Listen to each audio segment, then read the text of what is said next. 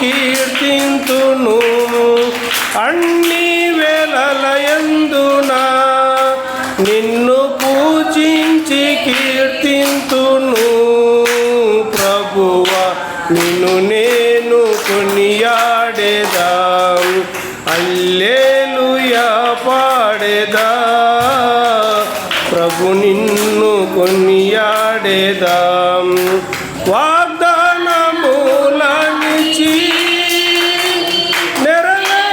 నెరవేర్చువాడవు నీవే వాగ్దానములనిచి నెరవేర్చువాడవు నీవే నమ్మకమైన దేవా నన్ను కాపాడువాడవు నీవే నమ్మకమైన దేవా నన్ను కాపాడువాడవు నీవే ప్రభువా నిన్ను నేను కొనియాడేదాం హల్లెలూయా పాడేదా ప్రభు నిన్ను కొనియాడేదా నాదు శత్రువులను పడద్రోయువాడవు నీవే నాదు శత్రువులను పడద్రోయువాడవు నీవే మా సమర్థుండవు నా రక్షణ శృంగవు నీవే మా సమర్థుండవు నా రక్షణ శృంగవు నీవే ప్రభువా నిన్ను నేను కొనియాడేదా హల్లెలూయా పాడేదా ప్రభు నిన్ను కొనియాడేదా ఎందరో నిన్ను చూచిరో వారికి వెలుగు కల్యంగా ఎందరో నిన్ను చూచిరో వారికి వెలుగు కల్యం ప్రభువానే వెలుగొందితి నా జీవపు జ్యోతివి నీవే ప్రభువానే వెలుగొందితి నా జీవపు జ్యోతివి నీవే ప్రభువా నిన్ను నేను కొనియాడేదా హల్లెలూయా పాడేదా ప్రభు నిన్ను కొనియాడేదా భయమును పారద్రోలి అభయమునిచ్చితివి భయమును పారద్రోలి అభయమునిచ్చితివి ఎబినేజర్ నీవై ప్రభు నన్ను సంరక్షించుచుంటివి ఎబినేజర్ నీవై ప్రభు నన్ను సంరక్షించుచుంటివి ప్రభువా నిన్ను నేను కొనియాడేదా హల్లెలూయా పాడేదా ప్రభు నిన్ను కొనియాడేదా ఈ జీవిత యాత్రలో ఏమి సంభవించినా ఈ జీవిత యాత్రలో ఏమి సంభవించినా మహిమా నీకే ప్రభు ఇది ఏ నా దిన ప్రార్థన మహిమా నీకే ప్రభు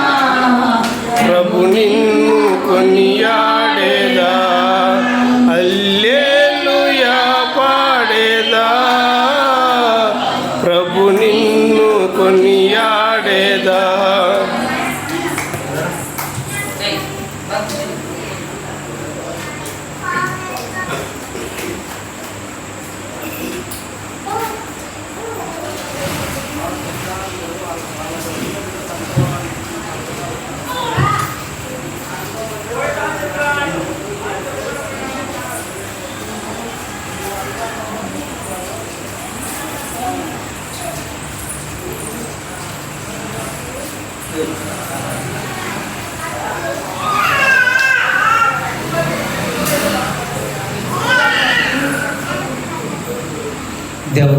మహిమ కలుగుగాక. ఆమేన్. స్తుతియు మహిమ ఘనత నీకే యుగ యుగముల వరకు.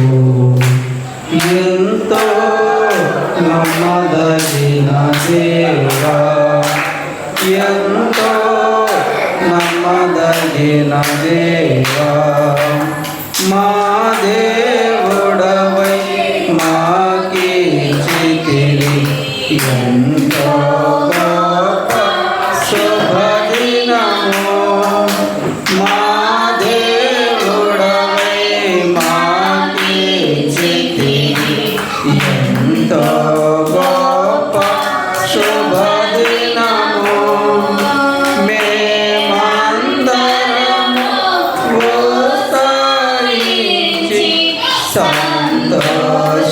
సంతోషించెదము, మేమందరము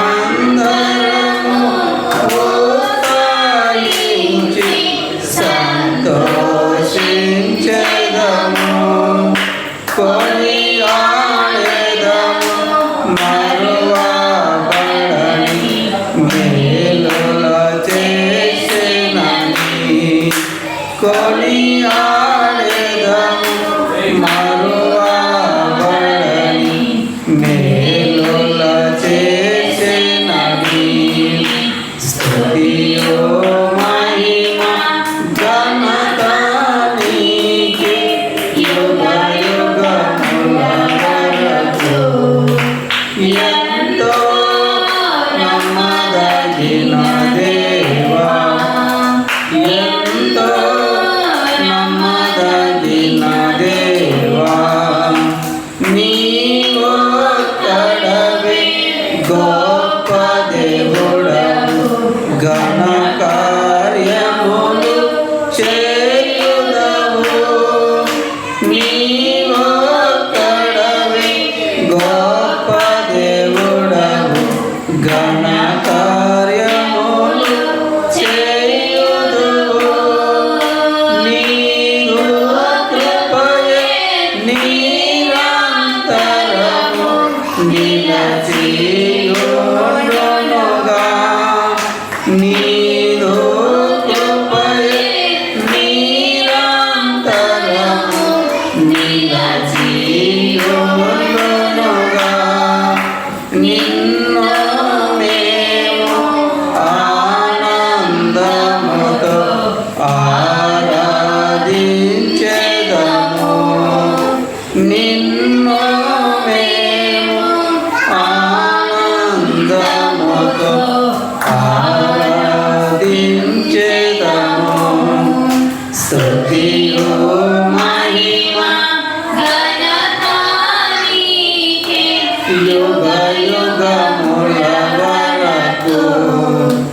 ఎంతో నమ్మదగిన దేవా, ఎంతో నమ్మదగిన దేవా, నూతనముగా దిన దినము నిలచు నీలో వాత్సల్యత మాపై. నూతనముగా దిన దినము నిలచు నీలో వాత్సల్యత మాపై. ఖ్యాతిగా నిలచే నీ నామమును కీర్తించెదమెప్పుడు. ఖ్యాతిగా నిలచే నీ నామమును కీర్తించెదమెప్పుడు. ప్రీతితో మా స్తుతులర్పించెదము ద్రాక్షణ్య ప్రభువా. ప్రీతితో మా స్తుతులర్పించెదము ద్రాక్షణ్య ప్రభువా. స్తుతియు మహిమ ఘనత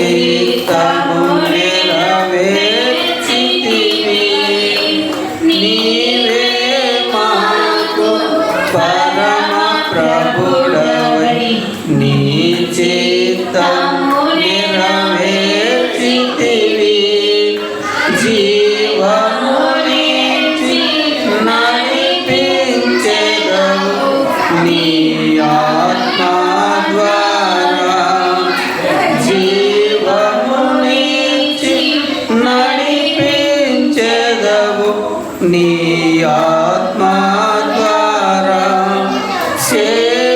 సేవించెదము సమభూమి గల ప్రదేశములో నిన్ను సేవించెదము సమభూమి గల ప్రదేశములో నిన్ను స్తుతియు మహిమ ఘనత నీకే యుగ యుగముల వరకు ఎంతో నమ్మదగిన దేవా ఎంతో నమ్మదగిన దేవా భరించితివి శ్రమలు ఓర్చితివన్నీ నా కొరకు భరించితివి శ్రమలు ఓర్చితివన్నీ మా కొరకు మరణము గెలిచి ఓడించితివి సాతాను బలము మరణము గెలిచి ఓడించితివి సాతాను బలము పరము నుండి మాకై వచ్చి ప్రభు యేసు జయము పరము నుండి మాకై వచ్చి ప్రభు యేసు జయము స్తుతియు మహిమ ఘనత నీకే యుగ యుగముల వరకు ఎంతో నమ్మదగిన దేవా ఎంతో నమ్మదగిన దేవా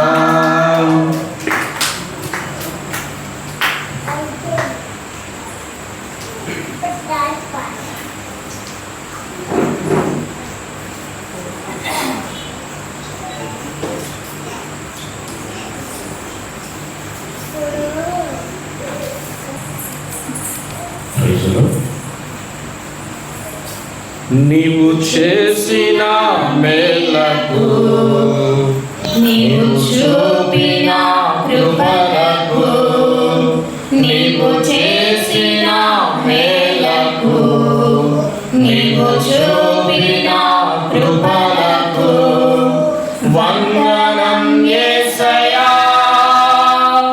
వందనం యేసయ్యా వందనం యేసయ్యా వందనం యేసయ్యా వందనం యేసయ్యా వందనం యేసయ్యా వందనం యేసయ్యా వందనం యేసయ్యా నీవు చేసిన మేలకు నీవు చూపిన కృపలకు నీవు చేసిన మేలకు నీవు చూపిన కృపలకు వందనం యేసయ్యా వందనం యేసయ్యా వందనం యేసయ్యా వందనం యేసయ్యా ఏ భాగ్యవాడనని నేను నన్నెంతగానో ప్రేమించావు అంచెలంచెలుగా హెచ్చించి నన్నెంతగానో దీవించావు ఏ భాగ్యవాడనని నేను నన్నెంతగానో ప్రేమించావు అంచెలంచెలుగా హెచ్చించి నన్నెంతగానో దీవించావు వందనం యేసయ్యా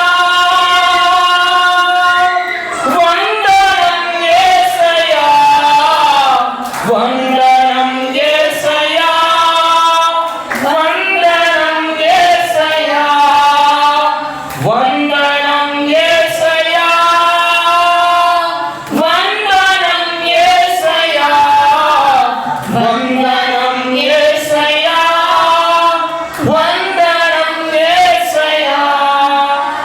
నీవు చేసిన మేలకు నీవు చూపిన కృపలకు నీవు చేసిన మేలకు నీవు చూపిన కృపలకు బలహీనుడనైన నన్ను నీవెంతగానో బలపరచావు. క్రీస్తు మహిమైశ్వర్యములో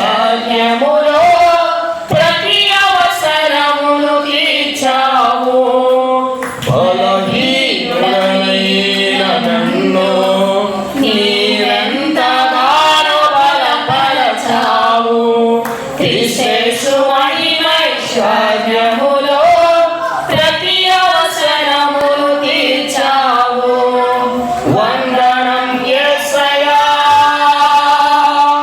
వందనం యేసయ్యా, వందనం యేసయ్యా, వందనం యేసయ్యా, వందనం యేసయ్యా, వందనం యేసయ్యా, వందనం యేసయ్యా, వందనం యేసయ్యా. నీవు చేసిన మేలకు నీవు చూపిన కృపలకు నీవు చేసిన మేలకు నీవు చూపిన కృపలకు వందనం యేసయ్యా,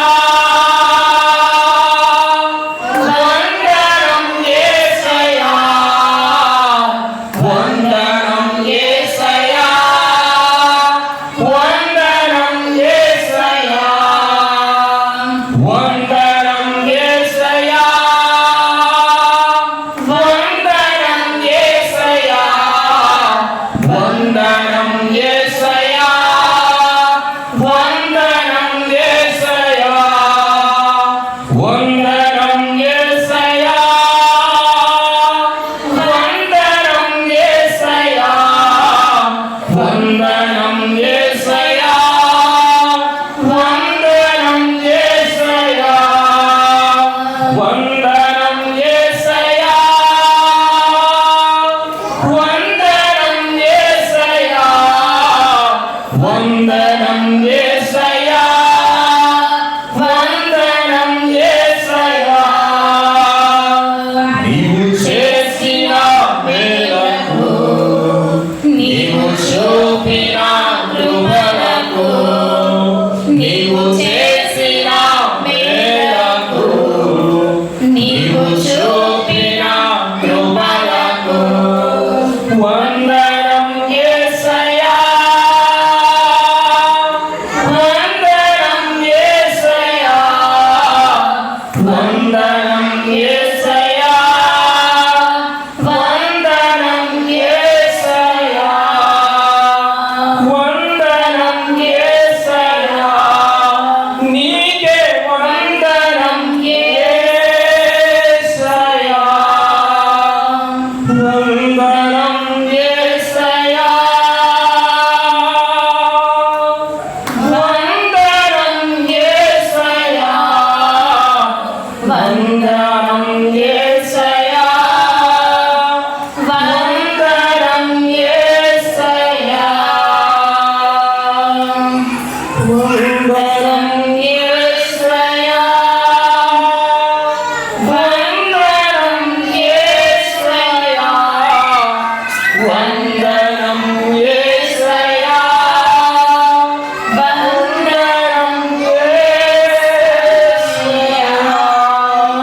హల్లెలూయా. హల్లెలూయా. Praise the lord. Praise God. మరి ఈ సమయంలో వాక్య కొరకై మహాత్ముని చూసిన చంద్ర గారు వచ్చి ప్రార్థన చేస్తారు.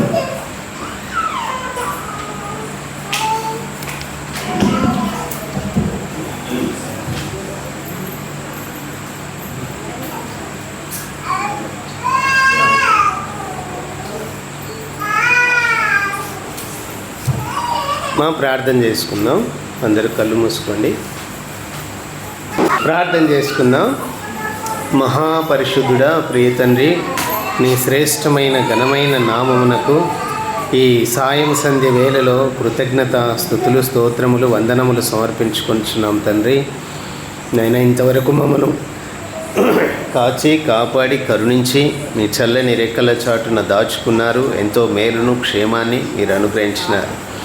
నైనా ఈ సమయమందు నీ పాద సన్నిధిలో చేరి నిన్ను స్తుతించి నైనా మరి నిన్ను గణపరచుటకిచ్చిన ఈ సమయం కొరకే మీకు స్తోత్రములు తండ్రి.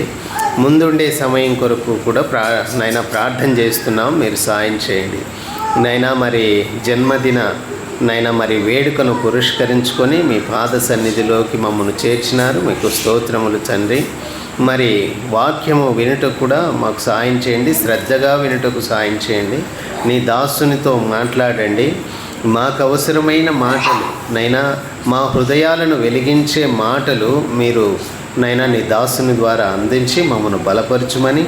అనేకులు ఉన్నారు తండ్రి, వారిని కూడా జ్ఞాపకం చేసుకునండి. తెలియని వారు ఉన్నారు నైనా, నీవంటే ఎవరో తెలియదు, ఎలా ఉండాలో ఎలా వినాలో ఏం చేయాలో అన్న సంగతులు తెలియవు తండ్రి. నీ సన్నిధికి వచ్చారు, పిల్లలను జ్ఞాపకం చేసుకునండి, పెద్దవారిని జ్ఞాపకం చేసుకునండి.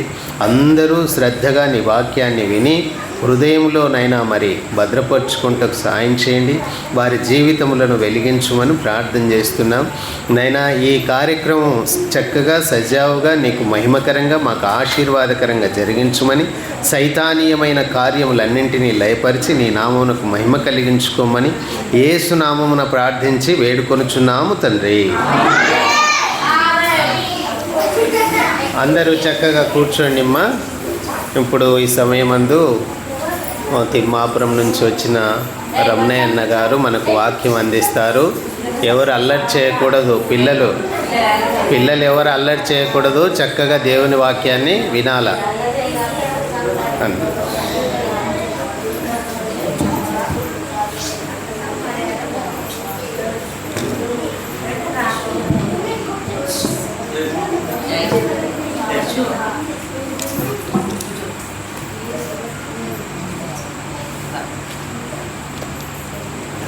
ప్రభునందు చేరు వచ్చిన మీకు అందరికీ ప్రభు నామమున వందనాలండి. సమయమందు మనమందరం సమకూడి దేవుని సన్నిధిలో దేవుని స్తుతించి దేవుని నామమును మహిమపరచడానికి కారణం ఏమయ్యంటే, జగదీశ్ అన్న వారు దంపతులకు ఇచ్చిన కుమారుని జన్మదినమును జ్ఞాపకం చేసుకొని సంతోషంగా దేవుని స్తుతించుట నిమిత్తము మనము సమావేశము అయిన ఉన్నాము. దేవుడి సమయమును తన నామములో మహిమార్థంగా నడిపించుగాక. ఆదికాండము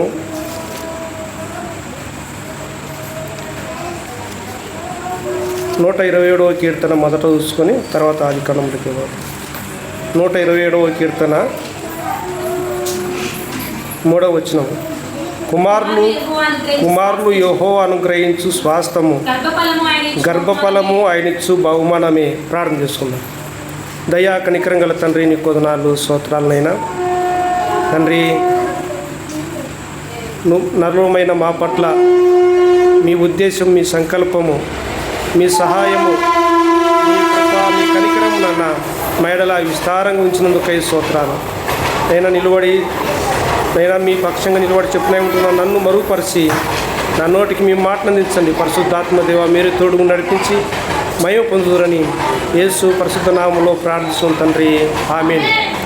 ప్రియమైన సహోదరులారా, చదివిన లేఖన భాగంలో 127వ కీర్తన 3వ చరణం మనం చూడగా, కుమారులు యెహోవా అనుగ్రహించు స్వాస్థము, గర్భఫలము ఆయన ఇచ్చు బహుమానము. కుమారులు ఆయనిచ్చు స్వాస్థము, గర్భఫలము ఆయనిచ్చు బహుమానము. ఈ లోకంలో చాలామంది సంతానం కోసం ఎన్నెన్నో టిప్పులు పడుతూ ఉంటారు. ఏళ్ళు గడిచిపోతూ ఉంటున్నాయి, సంతానం లేకపోయినని చెప్పి వారు దిగులు వేస్తూ ఉంటారు. వాళ్ళు ఎంతగానో దిగులు చేస్తూ బాధపడుతూ ఉంటారు. అయితే గర్భఫలం ఇవ్వాలన్నా, గర్భఫలం ఇవ్వకుండా ఉండాలన్నా అది దేవుని ఏర్పాటు. అది మనుషుల చేతిలో ఉండేది కాదు, మనం కల్పించుకునేది కాదు. చాలామంది చాలా రకాల ప్రయత్నాలు చేస్తూ ఉంటారు. గర్భఫలం త్వరగా పిల్లలు పుట్టాల, గర్భఫలం పొందాలని చెప్పి ఆశపడుతూ ఉంటారు. ఆశపడంలో పొరపాటు లేదు, తప్పు లేదు. అయితే దేవుడే కరుణించకపోతే మన ప్రయత్నాలన్నీ వ్యర్థమైపోతాయి. దేవుడు కరుణించి గర్భఫలం అనేది యెహోవా ఇచ్చు స్వాస్థము, అది బహుమానం అంట. మన గర్భఫలాన్ని దేవుడు మన గర్భఫలాన్ని హెచ్చించాలంటే గర్భఫలం ఇచ్చు యెహోవా, అది మనకు స్వాస్థము, అది మనకు వరం లాంటిది. అందుకు కాబట్టి ఆదికాండంలో మొదటి ఆదామవ్వలు మొట్టమొదటి సంతానము అవ్వకు కయ్యూను కన్యప్పుడు దేవుని జ్ఞాపకం చేసుకుంటుంది. ఆదికాండం 4వ అధ్యాయము మొదటి వచనము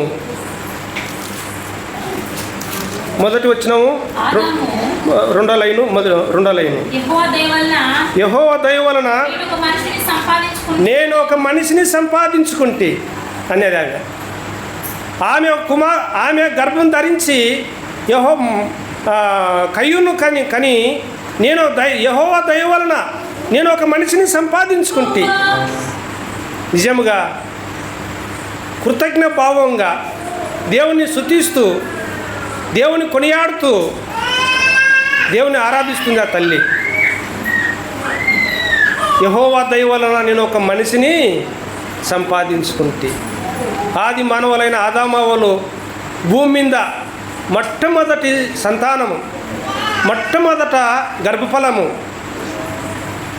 ఈ ప్రపంచంలో మనుషులు లేరు. మొట్టమొదటి ఆది దంపతులకు దేవుడిచ్చిన గర్భఫలం ఉండేది. ఆ గర్భఫలం ఇచ్చినప్పుడు అవ్వ దేవుణ్ణి జ్ఞాపకం చేసుకునేది. యెహోవా దయ వలన నేను ఒక మనిషిని సంపాదించుకుంటే. గర్భఫలమే కాదు, మన జీవితంలో ఏది కలిగి ఉన్నా, ఒక పొలం కానీ ఇల్లు కానీ ఇంకా ఇతర వస్తువులు ఏదైనా కలిగినప్పటికైనా కానీ యెహోవా దయ వలన నేను సంపాదించుకుంటే అని అనుకోవాలి తప్ప, నేను సంపాదించుకున్నా, నేను లేకుంటే ఇది లేదు, ఈ సంసారం లేదు అంటుంటారు కొంతమంది స్త్రీలు ఉన్నతమైన చదివి మంచి జాబు కలిగి ఉంటే ఇంకా నా వలన ఈ కుటుంబం అంతా అంటారు అనే తోలు లేకపోలేదు. కొంతమంది పురుషులు బాగా సంపాదన కలిగి ఉంటే ఈ కుటుంబం నడవాలంటే నా వలనే, నేను లేకుంటే ఈ కుటుంబం ఏడంది అంటారు. అయితే ప్రతి దానికి కూడా యెహోవా దయ లేకపోతే ఇక మనం ఏమి కూడా చేయలేమండి, ఏమి కూడా చేయలేము. యెహోవా దయ వలన నేను ఒక మనిషిని సంపాదించుకుంటే అని ఆది మానవులు ఆదాము అవ్వ ఆ మాట పలుకుతుంది. 27వ కీర్తనలో మనం చూడగలుగుతాము 3వ వచనంలో, కుమారులు యెహోవా ఇచ్చు స్వాస్థము, గర్భఫలము ఆయన ఇచ్చు బహుమానం. జీవితంలో మన జీవితాలలో మనకు సంతానం కలగాలంటే ఆయన ఇవాళ బహుమానం. ఆ గర్భఫలం స్వాస్థం అండి, గర్భఫలము. కాబట్టి లోకంలో ఎన్నెన్నో మనుషులు తాపిత్రపడుతూ బాధపడుతూ ఉంటారు. అయ్యో పెళ్ళై ఇన్ని సంవత్సరాలు అయింది, నాకు సంతానం కాకపోయినా అని బాధపడుతూ ఉంటారు. నిజమే వాళ్ళ బాధ ఉంటుంది, నేను కాదనను. ఎందుకంటే నిందలు భరిస్తూ ఉంటుంటారు. పిల్లలు గుట్టని అని కొన్ని నిందలు మోపుతూ ఉంటారు. అయితే ఏది ఏమైనప్పటికైనా కానీ దేవుడు దయ తలచకపోతే మన వల్ల ఏమి కానే కాదు. దేవుని దయ వలన ఒక కుటుంబాన్ని కలిగి ఉండాలన్నా, ఇద్దరు దంపతులు సంసారం కలిగి చేయాలనే కానీ, పిల్లలు కలిగి కుటుంబంగా ఎదగాలనే కూడా అది దేవుని దయా సంకల్పం తప్ప ఇందులో మనది ఏమీ లేదండి, ఏమీ లేదు. కాబట్టి ఈ మనుషులందరూ ఈ విధంగా దేవుని దయ వలన దేవుడు అనుగ్రహించి గర్భఫలమై ఉంటుండగా, అయితే అతీతంగా లోకానికి ఒక కుమారుడు పుట్టినాడు. ఈ కుమారులందరూ దేవుని దయ వలన దేవుని బహుమానము, దేవుని గర్భఫలము దేవుడిచ్చు బహుమానం అయితే ఈ ప్రపంచం అంతటిలో యావత్తు ప్రథమంగా కుమారుడికి మనకు కనపడతాడు. ఆమె ఒక కుమారుని కనును, వారి పాపం నుండి ఆయనే రక్షించునని మత్తయి సువార్తలో 1వ అధ్యాయంలో మనం చూడగలుగుతాం. ఈ ప్రపంచంలో భూమి మీద పుట్టిన ప్రతి నరుడు కూడా దేవుడిచ్చు గర్భఫలమై ఉండగా, అయితే దేవాది దేవుడే ప్రథమంగా ఈ లోకానికి రావడం, ఒక కన్యకకు కుమారుడుగా జన్మించినాడు. ఆ మాట చదువక్క. ఆమె యొక్క కుమారుని కనును తమ ప్రజలను వారి పాపముల నుండి ఆయనే రక్షించును. ఆయనకు యేసు అని పేరు పెట్టబడును. దేవునికి మహిమ కలుగును గాక. ఈ లోకములో పుట్టిన కుమారులందరూ దేవుడిచ్చు బహుమానం. అయితే ఈ కుమారులకు అందరికీ అతీతంగా ప్రథమంగా అందరి పుట్టుక లాంటి పుట్టుక కాదు యేసుది. ఆయన జన్మ, ఆయన పుట్టుక ఒక ప్రత్యేకము. ఈ లోకంలో గర్భఫలాలల్లా స్త్రీ పురుష కలయిక ద్వారా కలిగిన గర్భఫలాలు అయి ఉండగా, అయితే కన్య మరియ గర్భము స్త్రీ పురుషు కలయిక కాదు, కానీ పరిశుద్ధాత్మ వలన గర్భం ధరించబడి ఆమె కుమారుని కనును తన ప్రజలను వారి పాపం నుండి ఆయనే రక్షించును. ఈ లోకంలోనికి అతీతముగా అటువంటి జన్మ, అటువంటి పుట్టుక ఎవరికి లేదండి. ఆ పుట్టుక పరిశుద్ధమైన పుట్టుక, పాపం లేని పుట్టుక, అందరినీ రక్షించటానికి అవసరమైన ఆ పుట్టుక అది. ఈ లోకంలో చిన్నవాడు కానీ, పెద్దవాడు కానీ, కొద్దివాడు కానీ, గొప్పవాడు కానీ, ఐశ్వర్యవంతులు కానీ, పేదవాడు కానీ, ఎవరైనా సరే ఈ లోకంలో పుట్టిన వారందరూ దేవుని దయ వలన గర్భఫలం వలన దేవుడిచ్చిన బహుమానం. అయితే యేసుక్రీస్తు మాత్రము ఈ లోకానికి అతీతంగా ఆయన ఉన్నతమైన మనిషిగా ఈ లోకానికి ఉద్భవించినాడండి. ఈయన పుట్టుక అద్భుతము, లోకానికి ఆశ్చర్యాన్ని కలిగిస్తుంది. కాబట్టి మన జీవితాల్లో మనం ఒకటి కలిగి ఉన్నామంటే అది దేవుని సంకల్పము, అది దేవుని దయ అండి. అందుకు ఆది మానవులైన అవ్వ యెహోవా దయ వలన నేను కుమారుని సంపాదించుకుంటే అంటారు. దయ, దేవుని దయ మన మీద. మనం కుమారులను కలిగి ఉండాలన్నా, మన కుటుంబం వర్ధిల్లాలన్నా, మన మంచి ఆరోగ్యం కలిగి మనం కొనసాగాలన్నా అది దేవుని దయ. కొన్ని కుటుంబాలు ఇచ్చిన్నమైపోయి ఉంటాయి, కొన్ని కుటుంబాలు సంతానం లేక బాధపడుతూ ఉంటారు, ఎన్నో రకాలుగా బాధలకు గురై ఉంటారు. అయితే ఈనాడు మనం సంతోషంగా ఉన్నాము. కారణము ఏమంటే మనము ఒంటరైన మనము దేవుడు జతపరిచిన కారణాన ఒక కుటుంబము నిర్మించబడి ఉంది. స్త్రీ పురుష కలయిక ద్వారా భార్య భర్తలు వారి దాంపత్య జీవితం వలన కుమారులు కుమార్తెలు అనుగ్రహించబడతారు. అది దేవుడిచ్చు బహుమానము, దేవుడిచ్చు స్వాస్థ్యము, అది దేవుని సంకల్పము, దేవుని దయ. కాబట్టి ఈ సమయమందు దేవుని సన్నిధిలో మనం సంతోష విధముగా జగదీశ్ అన్నకు ఆయన భార్యకు దేవుడు ప్రేమించి 2 కుమారులను ఇచ్చినారు. పెద్ద కుమారునికి 6 వెళ్ళి 7వ సంవత్సరం నిజంగా పుట్టిన దినం మొదలుకొని ఇంతవరకు ఆ కుమారుడు క్షేమంగా ఉండటానికి కారణం ఏమైతే అది దేవుని దయ. ఈ లోకంలో పుట్టిన వాళ్ళు చాలామంది కుమారులు పాపం అంగవైకల్యతో పుడుతూ ఉంటారు. సంతానం లేదు బాధపడుతూ ఉంటారు. అయితే సంతానం కలిగినప్పటికే కానీ అంగవైకల్యాలతో పుట్టిన వాళ్ళు లేకపోలేదు. మంచి అవయవాలు కలిగి మంచి దీర్ఘాయువునిచ్చి దేవుడు మనల్ని చక్కగా కాపాడుతున్నాడు. అది దేవుని దయ. కాబట్టి ప్రియమైన సహోదరులరా, మనం దేవుని ప్రతి విషయంలో దేవుని స్తుతించి ఆరాధించి ఆయన దయ వలన మేము బ్రతుకుతున్నాము అనే భావన కలిగి ఉండాలి. కానీ చాలామంది సత్యాన్ని ఎరగకనో సత్యాన్ని గ్రహించకనో ఇదంతా మా ప్రయత్నము, ఇదంతా ఇంతవరకు మేము కొనసాగినామంటే మా తెలివితేటలు, మా ప్రయత్నాలు అనుకుంటూ ఉంటారు చాలామంది. అయితే దేవుని దయ లేకుంటే ఒక అడుగు తీసి ఒక అడుగు కూడా ముందుకు వేయలేమండి. ఈనాడు క్షేమంగా ఉన్నామంటే దేవుని దయ. ఇంతవరకు ఆ కుమారుణ్ణి దేవుడు దీర్ఘాయువునిచ్చినాడు, ఆయుష్నిచ్చినాడు, ఆరోగ్యాన్ని ఇచ్చినాడు. ఆ కుమారుడు నిమిత్తమై ఈ చిన్న ప్రార్థన కూడిక ఏర్పాటు చేయబడి ఉంది. దేవుని సంతోషించే విషయంలో నిజంగా దేవుడు ఆ కుమారుని ఇచ్చినాడు వారికి. ఆ కుమారుడు ఆరోగ్యంగా ఉన్నాడు, దీర్ఘాయుషతో ఉన్నాడు. ఇంకా దేవుడు ఆ కుమారునికి ఆ కుటుంబానికి దీర్ఘాయువుతో నింపుతూ దేవుడు కాపాడుతూ దేవుని దయ వలన మనల్ని నడిపించాలని మనం ఆయన దయ వలన బ్రతుకుతున్నామని చెప్పి మనం మర్చిపోవద్దు. కాబట్టి ప్రియమైన సహోదరులారా, అయితే యేసుక్రీస్తు ప్రభు ఈ లోకంలో ఒక ప్రత్యేకమైన పుట్టుక పుట్టినాడు. ఆయన లోకానికి గొప్ప ఇంతగా ఆయన జన్మదినం జరిగింది. కాబట్టి ఆ దేవుడు పుట్టినప్పుడు పరలోక సైన్య సమూహమే తొంగి చూసింది.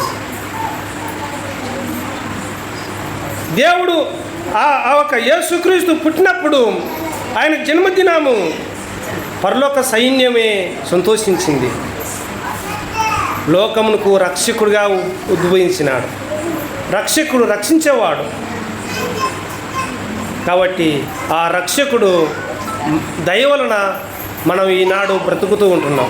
బ్రతకడమే కాదండి, మన కుటుంబాలు క్షేమంగా ఉండడమే కాదు, మన పాపం నుండి మన శాపం నుండి విడిపించి రక్షించడానికై యేసుక్రీస్తు ప్రభు ఈ లోకానికి రావడం జరిగింది. అందుకు ఆయన దయ మానవుల పైన అందరి మీద ఉంది. నీతిమంతుల మీదను అవినీతిమంతుల మీదను దేవుని దయ అందరి మీద ఉంది. సత్యాన్ని గ్రహించిన వారని సత్యాన్ని గ్రహించలేని వారని ఆయన భేదం చూపలేదు. సూర్యుడు నీతిమంతుల మీద ఉదయింపజేస్తున్నాడు, అవినీతిమంతుల మీద కూడా ఉదయింపజేస్తూ ఉంటున్నాడు. ఆయనలో భేదం లేదండి, ఆయనలో భేదం లేదు. ఆయన ధారాళమైన మనసు గలవాడు, ఆయన కరుణా సంపన్నుడు. అందుకు కాబట్టి దేవుణ్ణి మనం ఎందుకు స్తుతించాలా, దేవుణ్ణి మనం ఎందుకు ఆయన్ను ఆరాధించాలా, ఆయన ఎందుకు మనం ఆయన్ను మహిమపరచాలంటే కీర్తనల గ్రంథము 117:2 చదవండి. 117:2 కాబట్టి సమస్త అన్యజనులారా యెహోవాను స్తుతించుడి, సర్వజనములారా ఆయనను కొనియాడుడి. యెహోవాను స్తుతించుడి, దేవునికి మహిమ కలుగును గాక. సర్వజనులారా ఆయనను స్తుతించుడి, సర్వజనులారా ఆయనను కొనియాడుడి, ఆయనను స్తుతించుడి. ఎందుకు స్తుతించాలా దేవుణ్ణి? ఎందుకు దేవుణ్ణి ఆయనను మాత్రమే ఎందుకు కొనియాడాలంటే, అవును ఆయనను మాత్రమే కొనియాడదగ్గనికి ఆయన అర్హుడండి. ఆయన స్తుతికి పాత్రుడైన, ఆరాధనకు యోగ్యుడు ఆయన మాత్రమే యోగ్యుడు, ఎవరు కాదు ఈ లోకంలో. ఎందుకంటే ఆయన దయవలనే, ఆయన ఒక్కని దయవలనే మనం ఈనాడు ఈ భూమి ప్రపంచం అంతా కూడా సర్వ మానవాళి క్షేమంగా ఉండాలంటే ఈ నరులను పోషిస్తున్నాడు, ఆరోగ్యాన్ని ఇచ్చినాడు, ఆయన జీవితాన్ని ఇచ్చినాడు, పుట్టుకనిచ్చినాడు, అన్ని కోణంలో ఆయన కాపాడుతున్నాడు. కాబట్టి ఆయన్ను మాత్రమే మనం కొనియాడాలా. ఎందుకు ఆయన కొనియాడాలా అంటే, ఆయన మనకు పోషకుడు కాబట్టి, మనకు గర్భఫలం ఇవ్వడమే కాదు, ఆయన మనకు పోషకుడు కాబట్టి.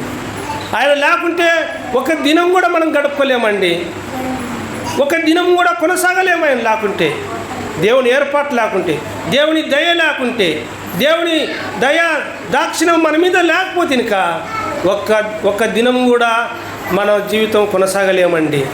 ఈనాడు మనం మంచిగా కొనసాగుతున్నామంటే, ఆరోగ్యవంతులుగా ఉన్నామంటే, ఆయుష్ కలిగి ఉన్నాము, దీర్ఘాయువు కలిగి ఉన్నాము, అది దేవుని దయ. అందుకు కాబట్టి కీర్తనకారుడు 118వ కీర్తన 2వ వచనం చదువుక. ఆయన కృప నిరంతరం నిలుచునని ఇశ్రాయేలు అందురుగాక. ఆయన కృప నిరంతరము నిలుచునని అహరోను వంశస్థులందరూ అనురుగాక. దేవునికి మహిమ కలుగుగాక. ఆయన కృప ఒకనాడు లేకుండా పోయేది కాదండి. ఇది మనం జ్ఞాపకం ఉంచుకోవాలా. ఆయన దయ, ఆయన కృప కొంతకాలం మట్టుకే ఉండి కొంతకాలం మనకు దూరంగా ఉండేది కాదు. ఒక తల్లి దయ, తల్లి ప్రేమ కొంతవరకు ఉంటుంది, కొంతవరకు ఉండకపోవచ్చునేమో పరిస్థితులను బట్టి. ఈ లోకంలో కన్నవారు కుమారుల ప్రేమ కానీ, తల్లిదండ్రుల ప్రేమ కానీ, బంధువుల ప్రేమ కానీ కొంతవరకు ఉండొచ్చు, కొంతవరకు లేకపోవచ్చు పరిస్థితులను బట్టి. అయితే ఆయన కృప మనకు నిరంతరము తోడుగా ఉంటుంది. ఆయన దయ మనకు నిరంతరం ఉంటుంది. నువ్వు మాట వింటున్నావని చెప్పి నీకు గర్భఫలం ఇచ్చేవాడు కాదు. నువ్వు ఆయన స్తుతిస్తున్నావని నీకు మేలులు కలిగించేవాడు కాదు. నీవు స్తుతించకపోయినా, నువ్వు ఆయన కనుగొనకపోయినా, ఆయన్ను ఆరాధించకపోయినా కానీ కూడా ఆయన మటుకు నీ మీద దయ కిరీటం నీ మీద ఉందండి. ఇది గొప్ప దేవుడు మనకిచ్చిన గొప్ప యేసులవాటు అండి. దేవుడు మహాదేవుడు. ఆయన కృప కూడా మహాకనికరము, మహాకృప అండి. తాత్కాలికమైన కృప కాదు ఆ కృప, తాత్కాలికమైన దయ కాదు ఆ దయ. ఆయన దయం అమోఘము, ఆయన కృప అమోఘము, ఆయన కటాక్షం మన మీద అమోఘం అండి. చెప్పలేనంత ప్రేమ మన మీద ఆయన కలిగి ఉన్నారు. మనలో ఏమైనా మంచి ఉందంటే కానే కాదు, కేవలం ఆయన కృప అంతేగా, ఆయన దయ అంతేగా.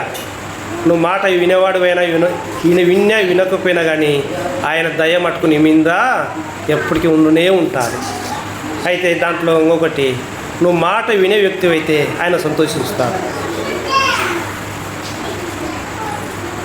సర్వజనులారా యెహోవాను స్తుతించుడి. ఎందుకు స్తుతించాలి ఆయనను? ఆయన మనకు పోషకుడు కాబట్టి.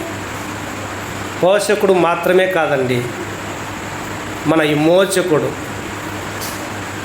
మన తప్పితముల నుండి, పాపము నుండి విడిపించి తన కుమారులుగా, తన కుమార్తెలుగా చేసుకొని తన రాజ్యానికి వారసులుగా చేసుకోవటానికై ఆయన మనకు విమోచకుడు. కరుణించు మాత్రమే కాదు, విమోచకుడు, రక్షకుడు. ఆయన మనకు ప్రేమ స్వరూపి మాత్రమే కాదు, రక్షించేవాడు, రక్షకుడు. నేడు రక్షకుడు మన కొరకు పుట్టి ఉన్నాడు. ఎవరు పుట్టి ఉన్నారు? రక్షకుడు పుట్టి ఉన్నాడు. ఈ లోకంలో ఎందరో మహానుభావులు పుట్టినారు కానీ అయితే వారు కొంతవరకు వారి జీవితాలు వెలిగినాయి. అయితే యేసు ప్రభువు అలా కాదండి. దేవుడు ఎప్పటికీ ఆయన తరతరాలలో నిలిచిపోయిన చరిత్ర ఆయన జీవితం. నేడు రక్షకుడు మన కొరకు పుట్టి ఉన్నాడు. నిజంగా మనందరం పుట్టడం వేరు, ఆయన పుట్టడం వేరు. ఆయన పుట్టడం అంటే మనల్ని రక్షించటానికి ఆయన పుట్టినాడు. మొత్తానికి ఏదైతేనేమి దేవుడు మన పట్ల కృప కనికరం గల దేవుడు. ఆయన కృప మన మీద నిరంతరం ఉంటుంది. ఆయన దయాళుడు అనే మాట కూడా ఉందిరా బైబిల్ గ్రంథం. ఆయన దయాళుడు, దయదలిచేవాడు అండి. దేవుడు దయ. నువ్వు ఇబ్బందులు ఉన్నప్పుడు, బాధల్లో ఉన్నప్పుడు, గర్భఫలం లేనప్పుడు నీ బాధను గుర్తెరిగేవాడు ఆయన, నీ కన్నీటిని చూసేవాడు ఆయన. ఆయన దయాళుడు. మన బాధలను గుర్తెరిగి మన మీద ఆయన దయ మోపుతాడండి. అప్పుడు మన జీవితాలు సాఫీగా కొనసాగుతాయి. మనకు ఇబ్బందులు ఉండొచ్చు, సమస్యలు ఉండొచ్చు, అనారోగ్యాలు ఉండొచ్చు. అయితే మనం క్షేమంగా ఉన్నాము. కారణము దేవుని దయా కిరీటం, దేవుని దయా కిరీటం.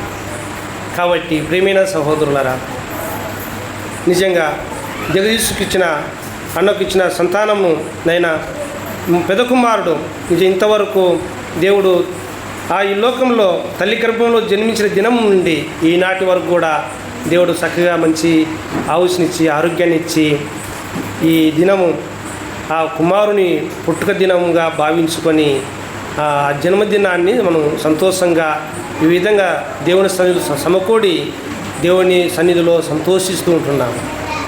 ఆది మానవులు అవ్వ యెహోవా దయ వలన నేను కుమారుని సంపాదించుకుంటే, దేవుని దయ వలన మనమందరం సమకూడి దేవుడు చేసిన మేలులు ఉపకారములు మనం జ్ఞాపకం చేసుకొని, దేవుడు మన పట్ల చేసిన మేలులు బట్టి, చేసిన ఉపకారములను బట్టి, మన పట్ల జరిగించిన మేలులను బట్టి దేవుని సన్నిధిలో మనమందరం స్తుతిస్తూ ఉంటున్నాం, దేవుణ్ణి కొనియాడుతూ ఉంటున్నాము.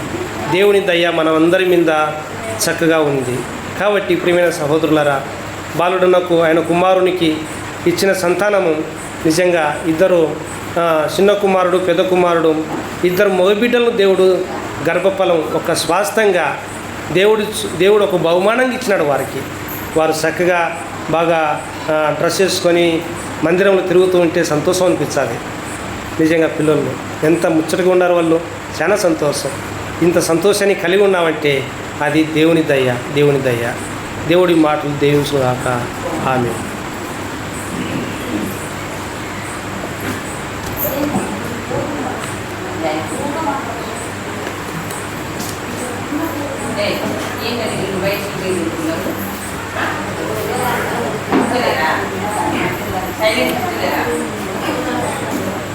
కొద్ది అల్లరి చేయకూడదమ్మా. ఒక మాట చెప్తాను. యెషయా 66, యెషయా రాసిన గ్రంథం 66వ అధ్యాయం 9వ వచనాన్ని ఒకసారి చదువుకుందాం. నేను ప్రసవ వేదన కలగజేసి కనిపింపక మానెదనా అని యెహోవా అడుగుచున్నాడు. పుట్టించువాడనైనా నేను గర్భమును మూసేదనని నీ దేవుడు అడుగుచున్నాడు. వీళ్ళారా, వాస్తవంగా మనము 127వ కీర్తనలో ఒక మాట ఉంది. తమ ప్రియులు నిద్రించుచుండగా యెహోవా వారికి అనుగ్రహించు బహుమానం. మనం నిద్రపోతుంటే ఏమిచ్చాడు దేవుడు? నిద్రపోయేటోళ్ళకి ఏమిచ్చాడు? అది అక్కడే ఉంది ఆ మాట కదా.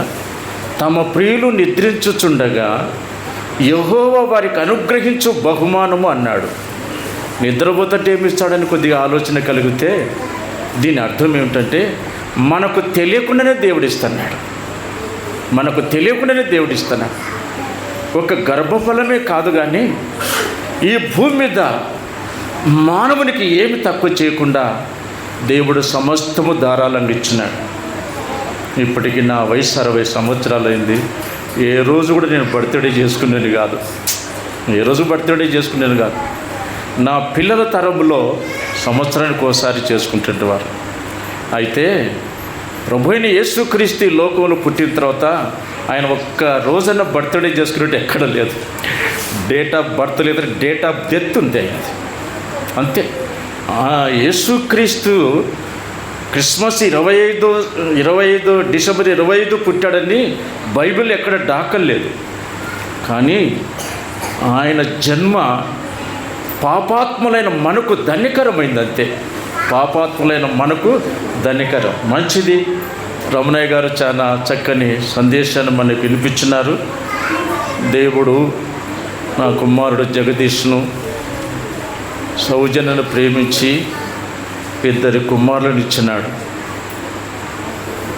వారిలో పెద్ద కుమారుడు జాయ్ ఎబినేజర్ 6 సంవత్సరాలు పూర్తి చేసుకొని 7వ సంవత్సరంలో మరొక జన్మదినం పురస్కరించడానికి ప్రభు సహాయం చేసినాడు. అందును బట్టి దేవునికి ఏమిచ్చినా మనము రుణము తీర్చుకోలేదు. రైట్. అట్లయితే మన మధ్య 2 దైవ సేవకులు ఉన్నారు.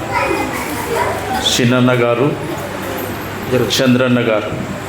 వారిద్దరు వచ్చి నా మనవని మధ్యలో పెట్టుకొని వారు ప్రార్థన చేసి వారే కేక్ కటింగ్ నాకు మా మనవని ద్వారా చేయించాలని ప్రేమతో మనవి చేస్తున్నా.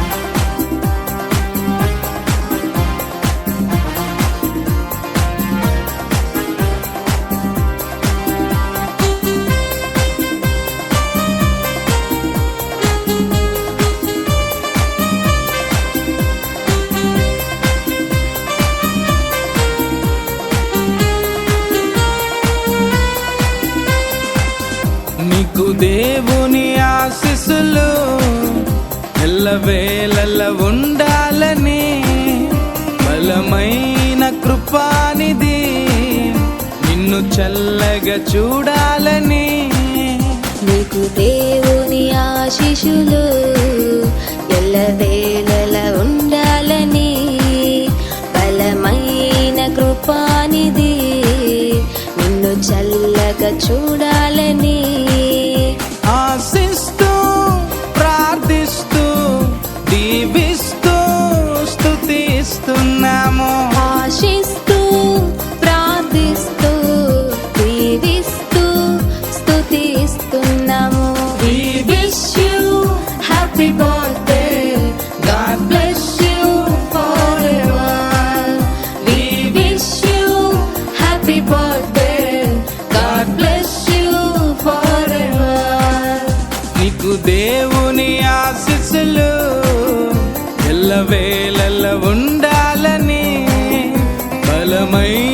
కృపానిధి నిన్ను చల్లగా చూడాలని.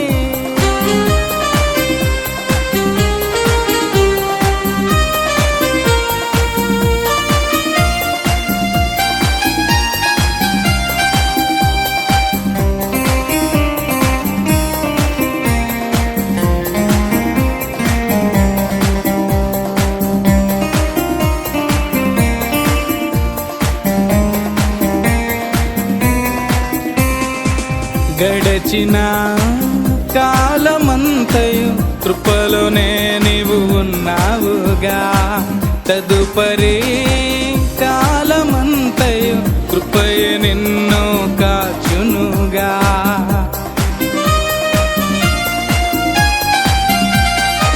గడచిన కాలమంతయు కృపలోనే నీవు ఉన్నావుగా, తదుపరి కాలమంతయు కృపయే నిన్ను కాచునుగా. అనురాగమే ఆయుష్గా ఉండాలి లేకను పాపల, అనురాగమే ఆయుష్గా ఉండాలి లేకను పాపలా.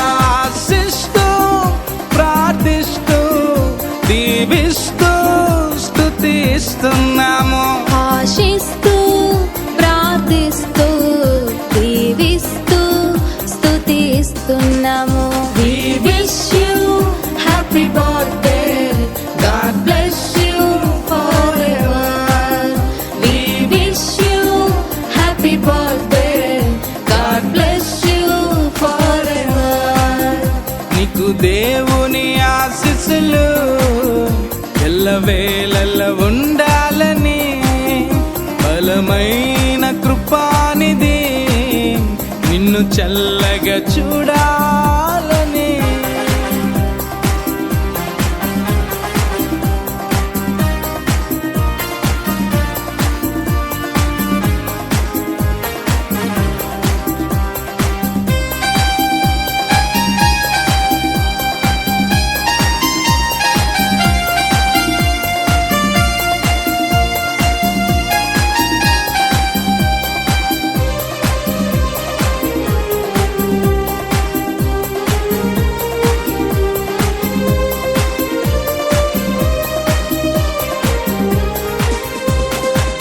నూతన దీవెన పొందాలిలే ఎల్ల వేళలా, ప్రభువుకు మహిమగా నిలవాలిలే ప్రభు సాక్షిగా. నూతన దీవెన పొందాలిలే ఎల్ల వేళలా, ప్రభువుకు మహిమగా నిలవాలిలే ప్రభు సాక్షిగా. రాబోయే తరానికి కావాలిలే నీవు మాదిరి, రాబోయే తరానికి కావాలిలే నీవు మాదిరి. ఆశిస్తూ ప్రార్థిస్తూ దీవిస్తూ స్తుతిస్తున్నాము, ఆశిస్తూ ప్రార్థిస్తూ దీవిస్తూ స్తుతిస్తున్నాము. We wish you happy birthday, God bless you forever. We wish you happy birthday, God bless you forever. నీకు దేవుని ఆశీస్సులు ఎల్లవేళలా ఉండాలని, బలమైన కృపానిధి నిన్ను చల్లగా చూడాలని. నీకు దేవుని ఆశీస్సులు ఎల్లవేళలా ఉండాలని, బలమైన కృపానిధి నిన్ను చల్లగా చూడాలని. ఆశిస్తూ ప్రార్థిస్తూ దీవిస్తూ స్తుతిస్తున్నాము, ఆశిస్తూ ప్రార్థిస్తూ దీవిస్తూ స్తుతిస్తున్నాము. స్తుతిస్తున్నాము. We wish you happy birthday. Birthday God bless you forever we wish you happy birthday God bless you forever నీకు దేవుని ఆశీస్సులు ఎల్లవేళల ఉండాలని బలమైన కృపానిధి నిన్ను చల్లగా చూడాలని